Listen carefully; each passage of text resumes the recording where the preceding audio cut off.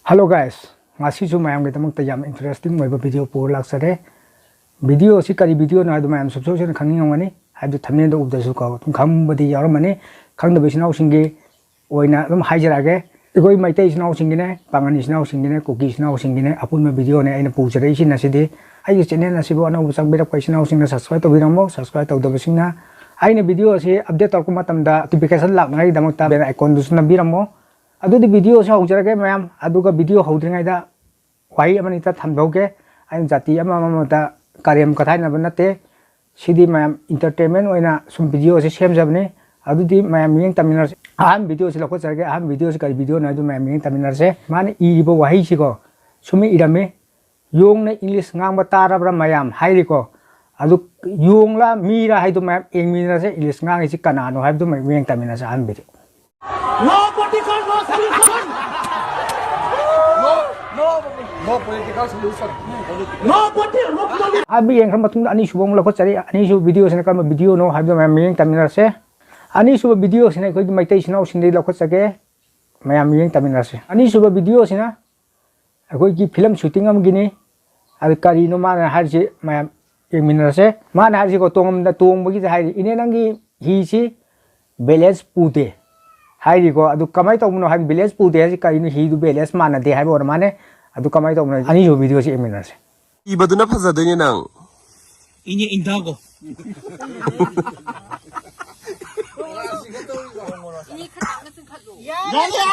Asal kesan na bakibang kultura. Mga sulpa illo. Jadi ako lang pagtihi.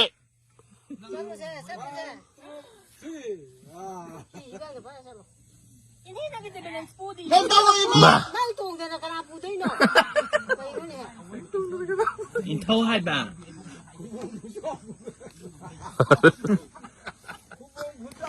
Ini balance pudi ye. Kalau aku kata ma. Ini aku nak bertanggung kau ba. Kau. Ini cepat yo nang yo tai do pai di na. Kayo nang do pai. Ini hon binu ai pa di. Hon binu ay mandi. Ini am tanam dala pugo. Pugo ini illo ini. Hana. Zeni takain tong tam na imamang na tuwa ba ni?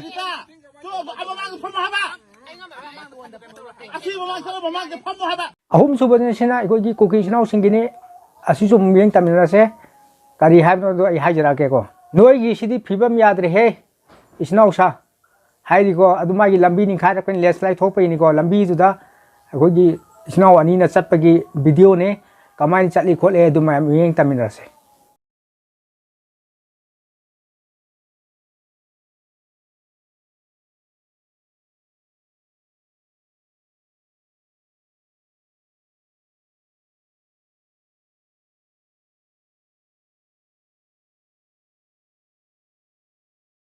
ahum suba yang kram matung na mari suba mula khot sari mari suba sidu kari video no habdu mayam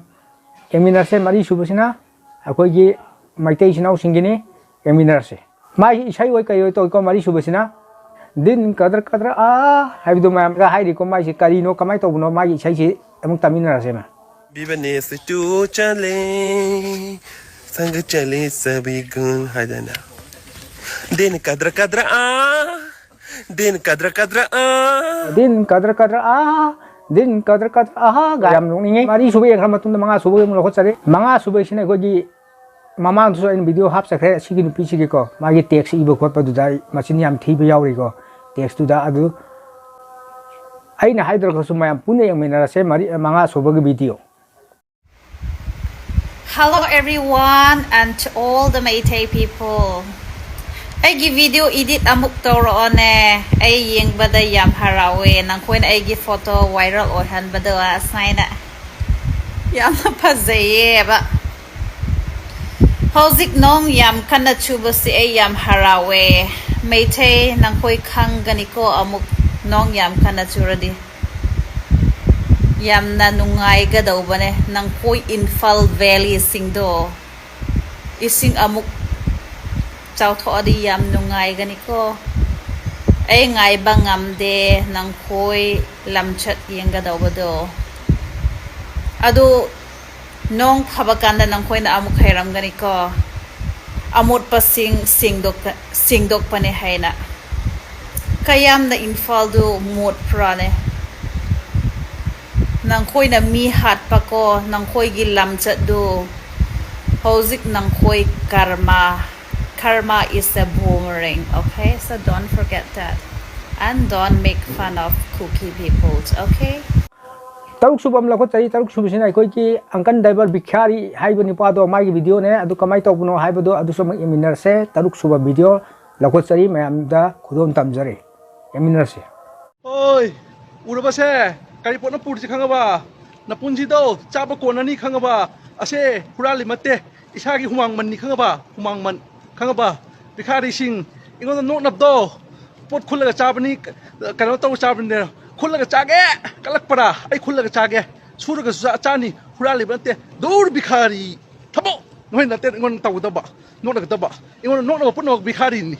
bikhari tare suba sijo aroi ba video ne tare suba mu lakot tari tare suba sina kari video no hai du mayam eminar se koi ki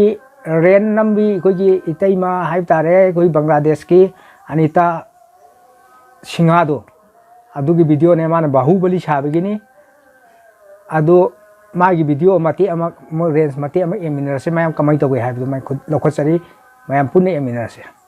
Jiore bahubali ngasidi ay bahubali ole mayang kang tik kang ngasi usit ba taw no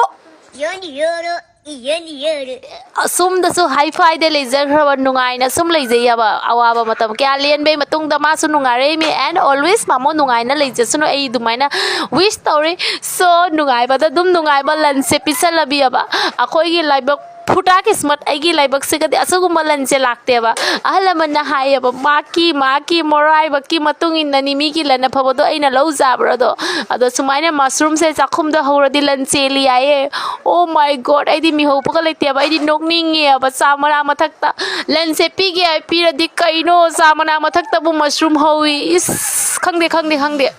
Jok lai baki matung inna ni haba asil loi na ne is finance lo saluna to emine finance mai amalo saluna hozik bugi re adu ni tare subi engkhram matung da mayam video se swai lojin jarge video se kamai to have du mayam na yenga tum habi ramo adu ga aina wahi wata da soi ki lan ki yaur go so mayam na pi gani adu ga ai jati ama da karem ka haina ban chade sidi entertainment ni har khallaga mayam na